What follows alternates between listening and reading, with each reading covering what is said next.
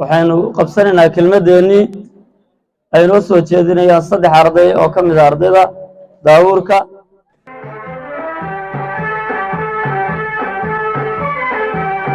ardayda Allahu ilaali marnaba ha u jabin dhigooda dhagxuma abidkood ka baaji.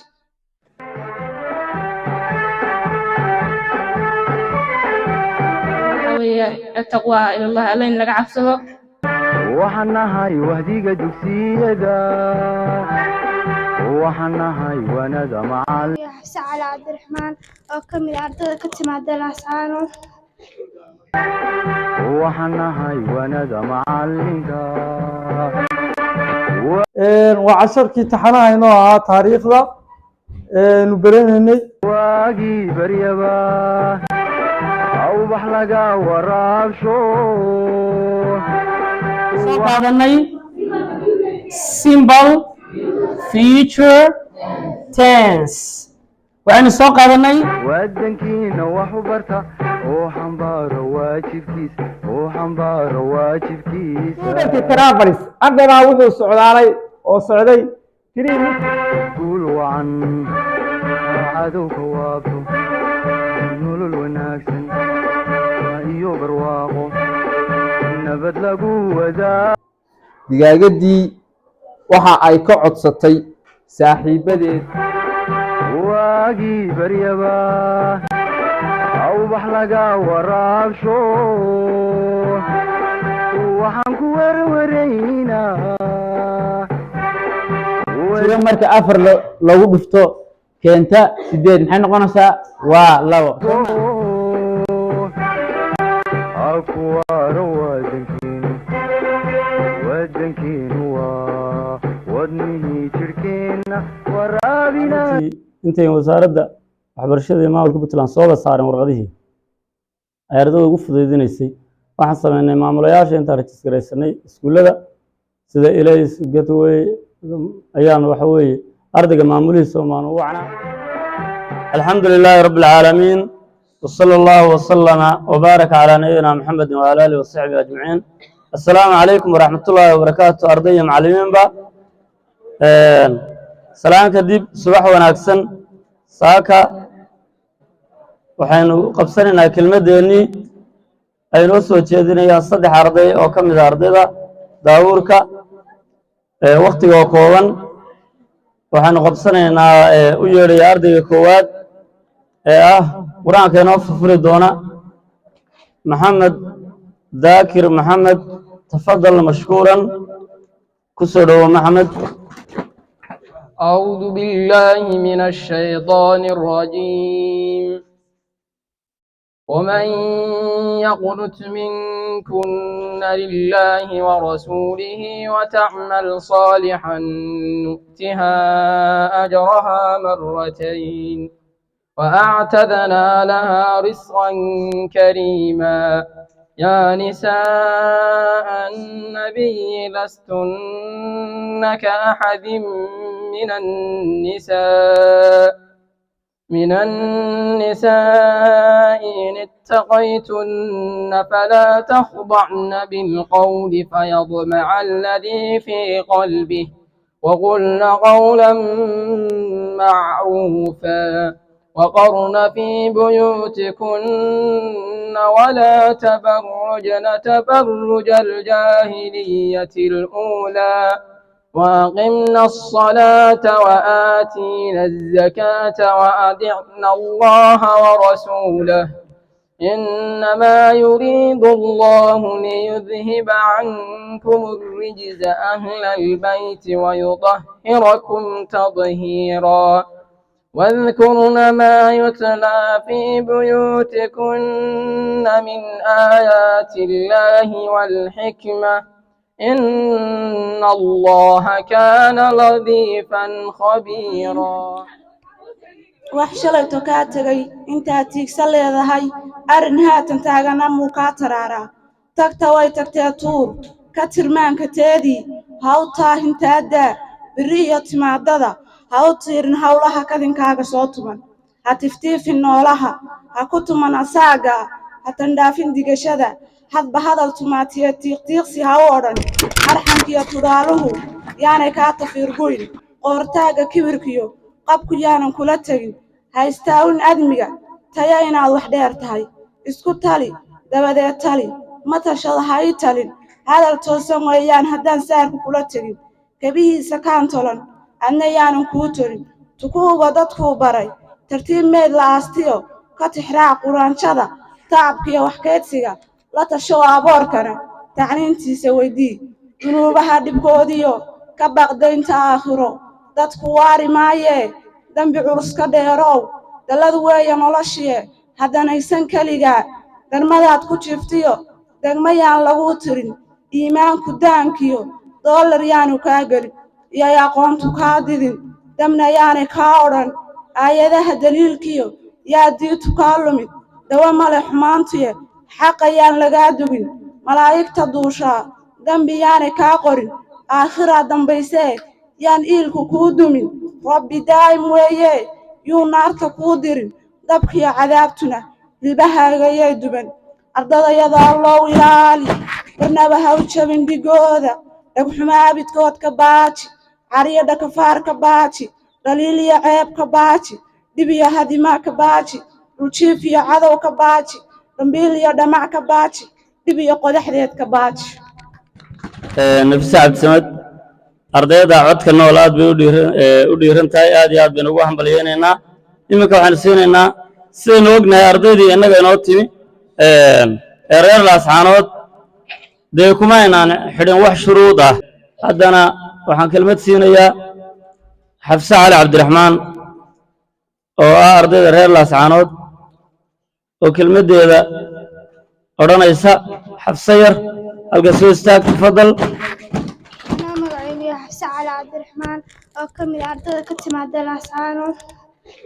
سكالك مقعيسو على القلم halka waxaa ka soo jeedinayaa kelmad yar oo ah arday badan baa waxay joogtaa magaalooyinka aanan waxbarasho dhigan waxaa leeyahay waa inaad timaadaan ciise jeerin wax shuruuda naguma xirin bedelna lama weydiin waxaana loola sheegay in imtixaanka wasaaraddu loo diyaarinayso imtixaan gaar ah oo ardada ka timaada lascaanood imtixaankeedu ka duwan yahay ardada kale waxaana leeyahay wasalaamu calaykum waraxmatulla waxaan ku salaamayaa salaanta islaamka ardayda wanaagsan iyo macallimiinta cilmiga baraya ardayda ku dadaalaya si ay soo saari lahaayeen jiilal cusub oo jiilalkii marba jiil baa soo baxaya marba macallimiinta soo saaraya jiilalka sida wanaagsan noogu dadaalaya inay wax noo baraan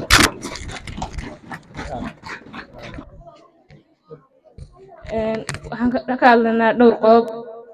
oo ay muhiim tahay in laga hadlo الأول وحوي التقوى إلى الله ألين لقى عفسه وأين نكون مقصودين شهوات كان يوحياهن حويان الدنيا ذا لسه الدنيا ومال مكوان إننا مال مهاجر كوان أين كل من وقت جينا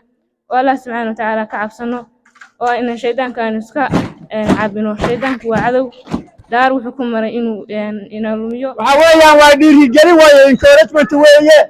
ووحل يبقى عن يعني وعرضك أيوه maxaan ku yaraayay macallimiinta loo baahan yahay macallimiintan waxay u tahay inuu arday soo baxo ardaygu ardayga kale ku dhiirado oo uu ku dhiirado waxbarashadiisa iyo magaranaysa encouragement-giisa labadaba uu ku dhiirado oo uu yimaado taalabuunka halkan intuu yimaado wixii fakar uu hayo uu ka soo jeediyo qofku markuu maanta yimaado berrito waxa weeyaan dee ka sasi maayo si fiican buu fakarkiisa iyo fishankiisa usoo jeedinaya arday waliba waa inuu ku talagalaa waraabina idhigo waan ku wardiina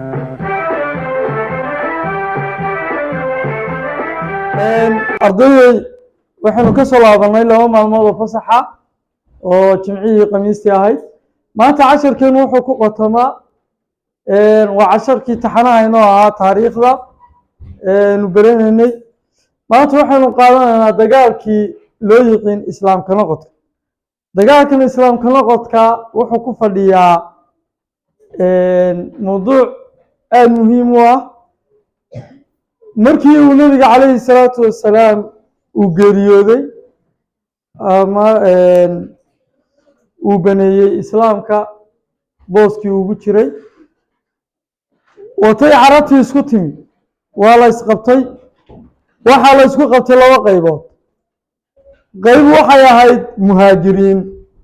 qaybna maxay ahayd ansaar muhaajiriin iyo ansaar muhaajiriin iyo ansaar labadaa qolyo way isqabteen markii nabiga dhintay calayhi salaatu wasalaam nabiga ku salliya sala allahu calayhi wasalam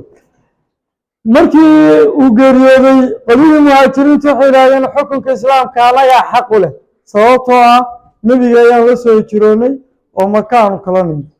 qoladii ansaartana waxay yidhahdeen annagaa xaq u leh maadaama aanu islaamkii aanu u gargaarnay aanu soo dhoweynay nebiga sidaas ayay isku qabteen markii dambe shirkii markii la iskugu yimid goobtii la odhan jiray binu sacad binu saciid waxaa lagu heshiiyey in abubakar sidiiq radia allahu canhu loo dhiibo xilkii islaamka wahsan mayno waaban mayno warwareegi mayno weeweecan mayno wahsan mayno waaban mayno maxaan ku rahdaa monthly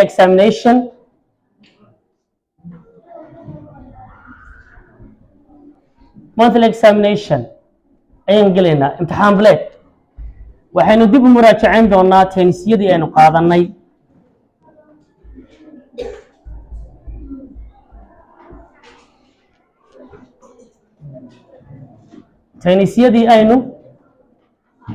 qaadanay ayaynu dib u muraajacayn doonaa muraajaca ku sameynayna waayahay bismillahi raxmaani first before I start my explanation I would like to ask you general questions about the tenses. The first question is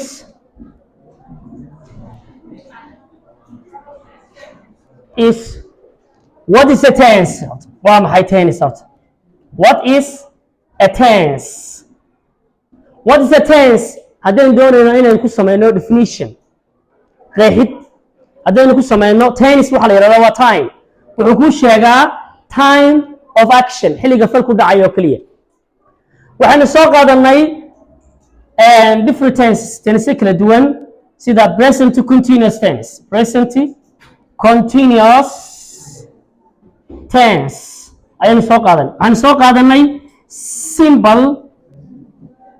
present tense waxaanu soo qaadanay simple past tense waxaanu soo qaadanay simple future tense waxaanu soo qaadanay past continuous tense waxaanu soo qaadanay present perfect tense. We have already taken these 6 tenses in English language. Before I start my explanation about these 6 tenses, I want to ask you one question about the tense. First, what's a tense? What is tense? Tense what is tense? Tense English there are 12 tenses in English. English labiyo fal dhacdo oo kala duwan ayuu leeyahay. Haddaba tense macnihiisu waa maxay? Waa maxay waqti weeye? What is a tense? Macnihiisu waa maxay? Waa maxay waqti muxuu yahay? Tense haddaynu inaynu qeexno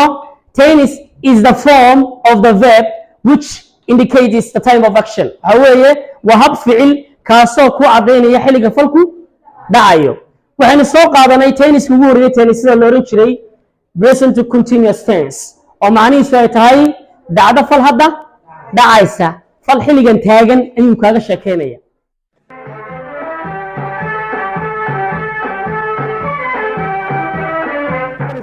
3 meters per second with a constant velocity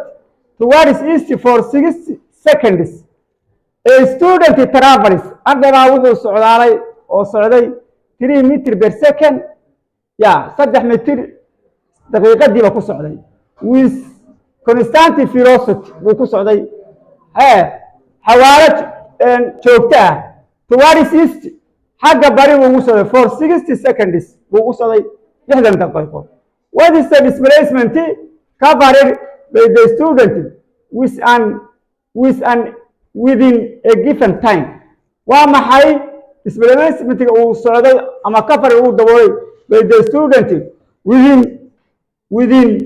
a given time. xilligaa go-an ee lagu siiyey ee kor lagugu siiyey imisuu ardaygaasi waqtigaa ku daboolaya. okay, markaynu ka shaqaynayno the first marka hore waxa weeyaan given maxaanu haysanaa givenka waa maxay lagu siiyey given maxaa haysataa fee ma haysataa oo maxaa haysataa 3 meter per second waa v maxay u taagan tahay ya velocity waayay to east wajahay wadataa marka ya velocity-gu waa displacement wata direction soo ma ahayn direction buu wataa marka muxuu noqonayaa velocity. okay, waxaan haysanaa v 3 meter per second to east baynu haysanaa. waayahay t ma haysanaa ya oo maxaynu haysanaa 60 seconds baynu haysanaa. waayahay maxaa naga maqan maxaa la raadinayaa waaya tani waa givenki waa inta given waa marka aad ka shaqaynaysid marka hore what do you have ma inaad ku bilowdaa maxaad haysataa maxaa kaa maqan.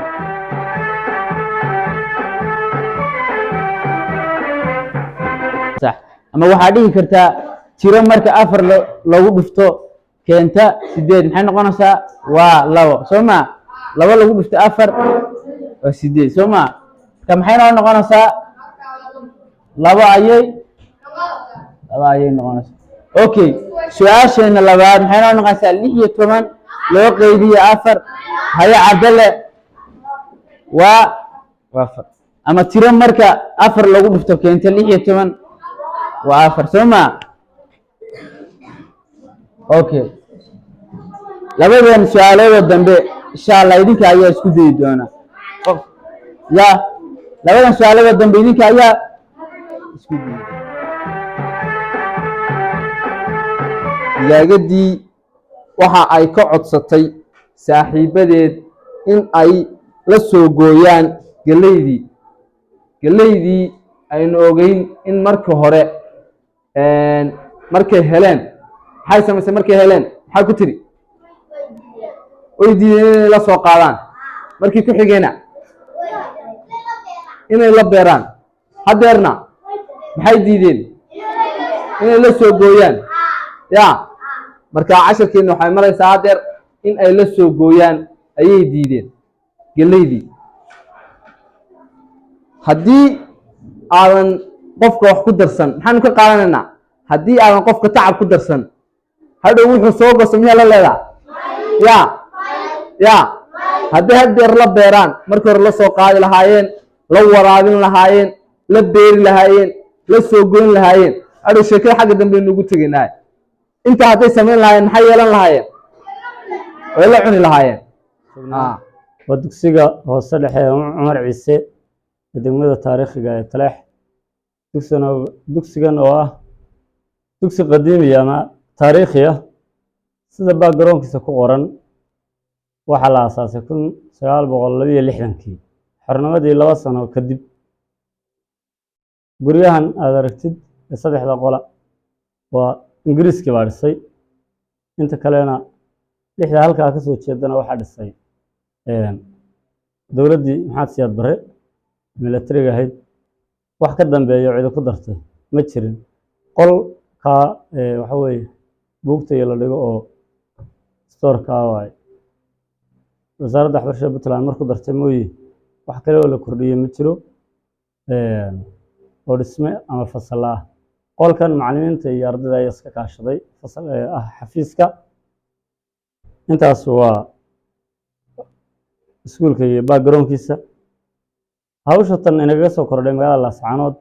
ardaydii annagu iskuulka ma baanaan xidhin maalintii intay wasaaradda waxbarashada iyo maamulka Puntland soo saareen warqadihii ay ardayda ugu fududeysay waxaan sameynay maamulayaasha inta register gareysanay iskuulada sida ilays gateway ayaan waxa weeye ardayga maamulihiisa oo maan wacnaa meesha ku sheego iyo registration numberkiisa xaadirska uu kaga jiray magaciisa soo sheeg baan dhahnaa intaa ma yahay bas waa fadhiisanaa wax shuruudoo kale kuma aanan xidhin sidaad arkayseenba iyagoo dareyskoodii ama dharkooda caadiga haysateena ayay waxa weeye galaasyadooda fadhiisteen dhibaatada ugu weynana haysatay waxay noqotay fasladu waa iska roonaayeen agab qaar baa khadiifada ku fadhiya soo arki doontid lix bay u fadhiyaan shan bay u fadhiyaan waxa weeye kuwii hore u joogay baanu ka kicinay kuraastii si ayaan meel u waayin magaalada waa u baadhnay kuraas looxaan yaryar oo isugu kakabnay baahida ugu weyn oo taagani waxa weeye inay helaan agab kuraas iyo miisas arrintaa wasaaradda waxbarashada dhowr goor riboodka waa siinay iyo amarjisyada weli wax natiija rasmiga kama hayno waa saxijeenanaa magaalada lafteedu inay ardayda kuraas iyo wixii kale ay u qaban karaan ugu qabtaan waxa weeye kuraas caaga xataa hadday u helayaan inay soo siiyaan waa fiicnaan lahayd qodobka kale waxa weeye ardayda timi in badan baan xaafadaba lahayn marka dugsigana waa dugsigii ugu weynaa WFP kama ay howlgelin qolada freedomku lama soo xiriir lama laha sababtaasna meesha kuma jirto nambarkii ugu badnaa ee degmada taleexna ardayda annaga qabanay iyagana waxa weeye waa la kulanay waa dhowr riboodkana waa siinay inay ardayda u raadiyaan waxa weeye feeding waa qodob meesha ku jira agab iyo kuraas ay ku fadhiistaan inay helaan waa qodob meesha ku jira labada qodob baa baahiyaha ugu muhiimsan aad iyo aad baan